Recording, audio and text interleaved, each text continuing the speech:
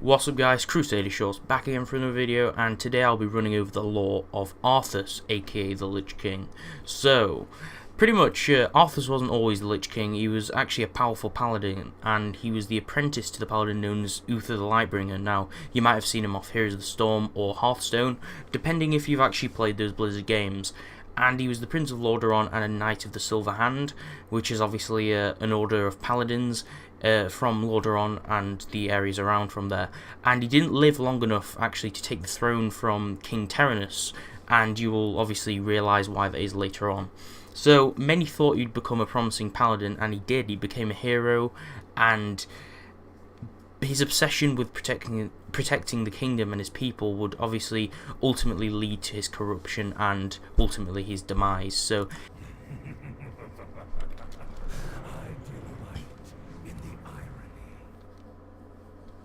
Light, grant me one final blessing. Give me the strength to shatter these bonds.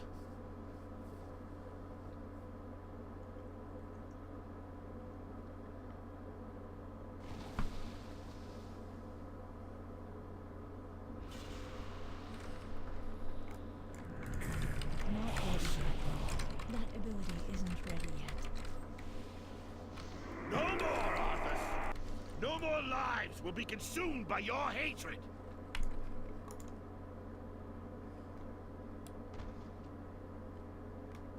he was trained in combat by the dwarf Muradin Bronzebeard, who you might have seen. He is actually in the Ironforge throne room, I believe. I'm not really sure about that, but I believe he's the brother to the king.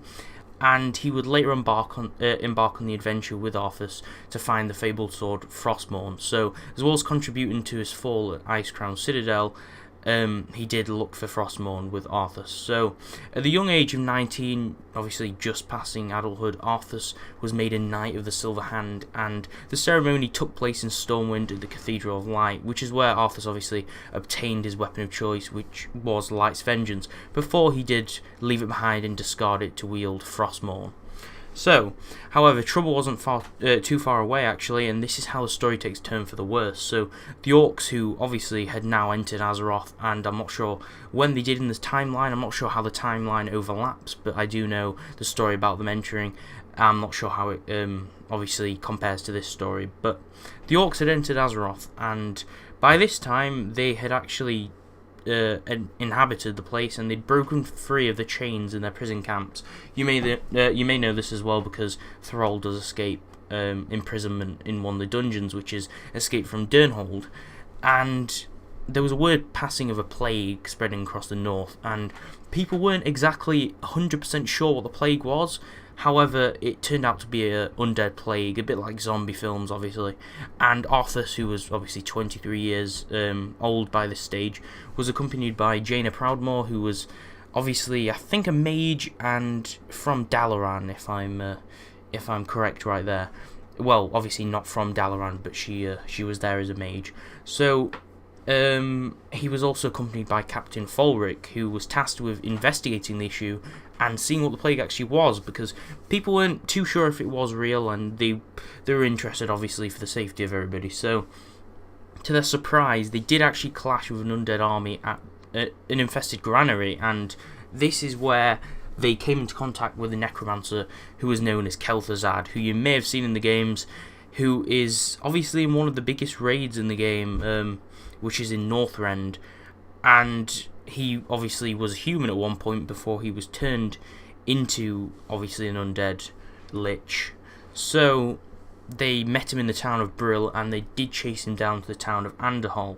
So they escaped at Hearthglen village. They escaped the town of Brill as they were chasing him. And they did stop at Hearthglen village to rest. So, however, the word of the plague spreading and more attacks from the undead urged Arthas to actually advise Jaina to call upon Uther the Lightbringer, and get his help and to seek his aid, whilst Arthas obviously stayed behind and volunteered to defend the town. And he was actually on the verge of defeat while defending the town, and Uther did actually arrive swiftly to save him in the village. So that was actually what did save Arthas, because if Uther had not turned up and Arthas had fallen, then there would have been no Lich King. And, well, maybe they would have found another person to obviously don the blade and the suit, but I believe obviously that would have been the demise of Arthas. And there is a few places in the story where Arthas could have actually fallen before becoming the Lich King. So that's where it carries on to the story about Stratholme. Now, Arthas was actually going to Stratholme because there was actually diseased grain there, which obviously caused the plague to spread. And he did come into contact with the Guardian Medivh, who was obviously the Guardian of Azeroth. You can look into the wiki about the Guardians. And he did actually advise him to venture west with his people to Kalimdor, which was to obviously evade the oncoming disease and onslaught. So, however, like his father had actually denied these claims before, he ignored the prophet and did actually continue to Stratholme. Obviously, Jaina did agree with the Guardian and believed there was some validity behind this story about leaving Azeroth to, leaving Eastern Kingdoms to go to Kalimdor. However, he still did ignore the prophet, which is another reason why it led to his corruption. He should have really agreed with him, but I guess that's how the story goes. So he did actually find diseased grains and supplies within Stratholme, and he knew it was only so long until the villagers would become scourged. So he ordered Uther and his knights to purge the city. However, Uther did actually deny Arthas's orders and claims. Well, not claims, but he denied the orders and rode off with his men away from the village or town, whatever you want to call Stratholme, and he pretty much left Arthas to approach the issue on his own because he didn't agree with purging the city.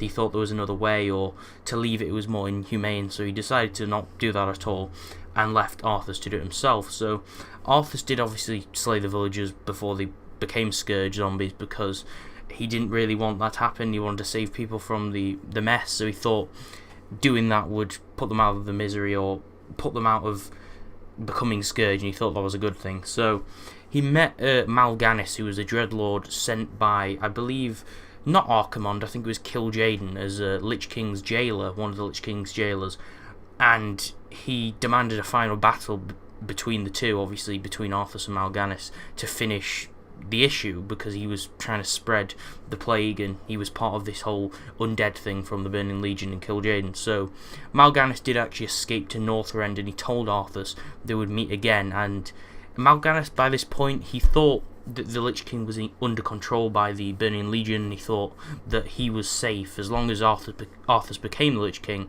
He was safe from Arthas. So obviously this turns out not to be true at the end, and you will see why.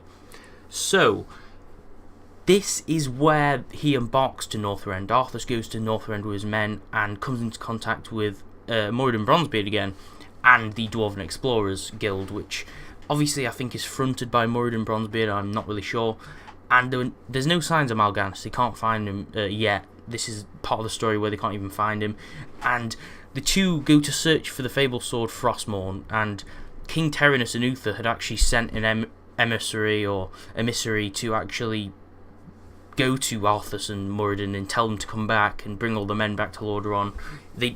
Terenas didn't really agree with this, and neither did Uther, and because Arthas was leading his own forces and it wasn't really supported by them. So Arthas was actually very angry when he found that his men were actually going to return to the ships and return to Lordaeron. So he did actually reach the ships before his men actually reached them, and he actually burnt the ships down, obviously with the support of some mercenaries. That's how he pulled it off.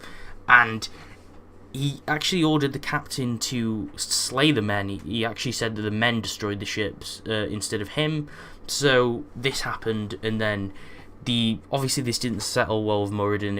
It's sort of corruption from Arthas already, even though he's not corrupt. So he's going a bit insane already, and he's not even corrupted by Frostmourne. So that's quite unnerving. This is the part of the story where before he's even turned to the Lich King, he is actually making some very poor choices. So he said that he wouldn't actually leave Northrend, and the rest of his men will not be able to leave unless he's victorious in his plans. So Arthas continues the search for the Runeblade Frostmourne, and after being confronted once more by Mal'Ganis, Mal'Ganis actually foretold Arthas's death at this point. He tells him how he's going to reach his end pretty much, and he disappears again, he loses Arthas again, or Arthas loses him, and he presses on with Moradin leaving the captain defend the camp. And they use an ancient waygate. Now, I think these are a bit like Warlock portals, I'm not really sure, something similar, and this is how they travel to the location. And Arthas is confronted by the Guardian, which is a Revenant, and Revenants were things that used to serve the old gods in the early years of Azeroth, so I'm not really sure about the lore behind them too much, but you can also look them up if you type in Revenants and then wow. So, he advises Arthas to actually think twice about uplifting the sword, and yet again, this is a pattern with Arthas. He ignores him because Arthas is a bit of an idiot in my opinion. He doesn't really agree with anybody else's opinion apart from his. So, he's a bit cocky and full of himself, this sort of character. By now you should know this if you don't really know much about Arthas.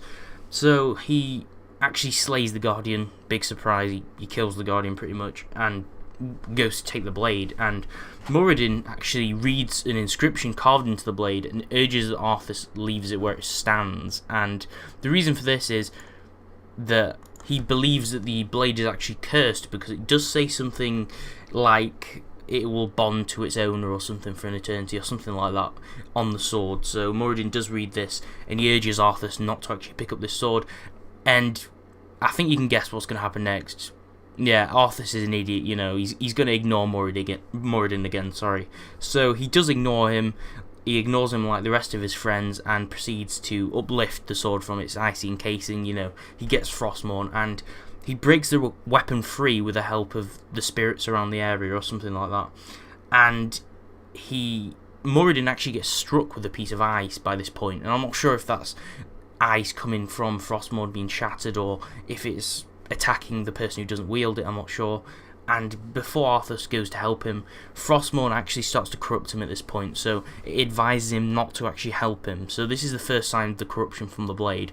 And Arthas places Light's Vengeance within the snow. I think this is a sort of cave location. You can actually see this within the game of WoW, and it's in Warcraft 3. And he places Light's Vengeance on the floor, and I believe that's on the snow within a cave that he's in, and he picks up the Blade of Frostmourne once more and leaves Moradin for death. So he leaves him for dead pretty much. He's corrupted by Frostmourne, and he makes another decision which isn't his, and this is where Arthas begins to lose control. And he's confronted by Mal'Ganis. Now this is the final time he sees him. This is obviously the confrontation, and he pretty much confronts Mal'Ganis and slays his minions.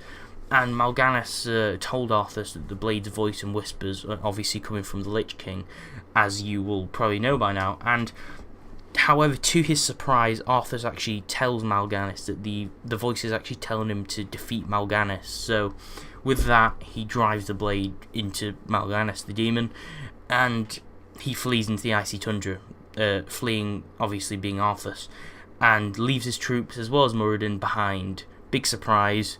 He's a bit of an asshole by this point. He ignores everybody, and when he becomes corrupted, he leaves everyone to die pretty much.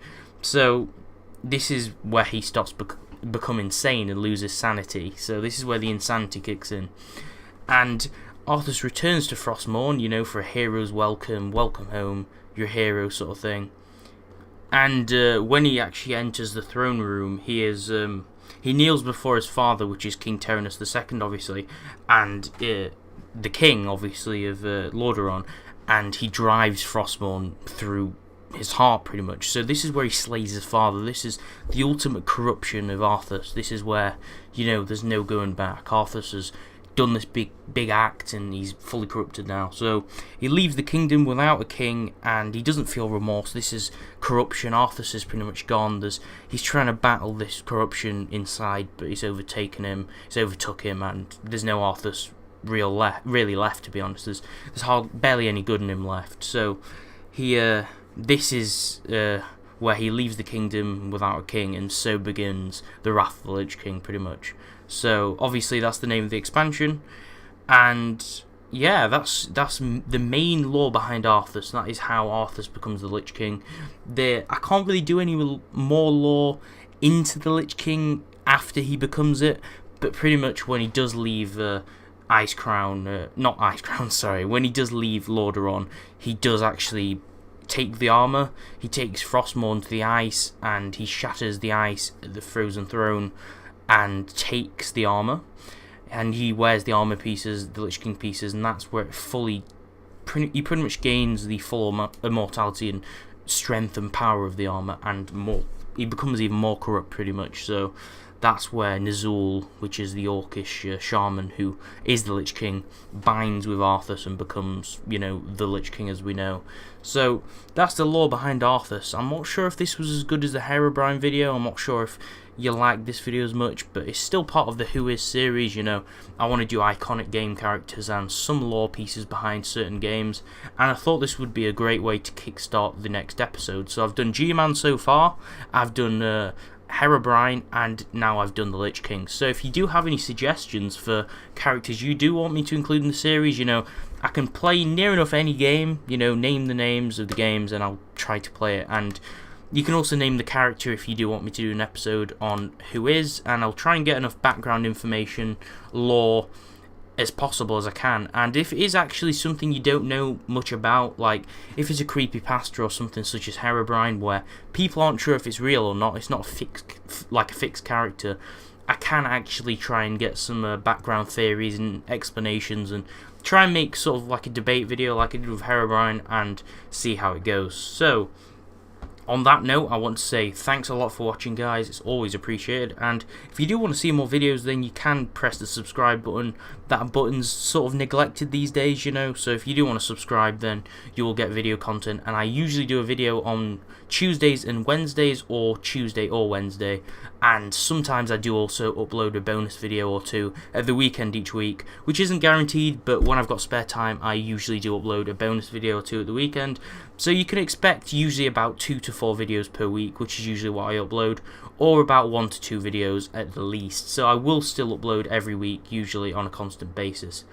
So click that subscribe button, and if you do like the video, of course, please do leave a like. It always helps the stats of my videos, and it also helps if you did actually enjoy the video, so I make more of the same type and obviously impress my viewer base, even if it's as small as it is right now, because my user base is pretty damn small right now. So you know, if you want to share the videos and increase that, then that would make me very happy.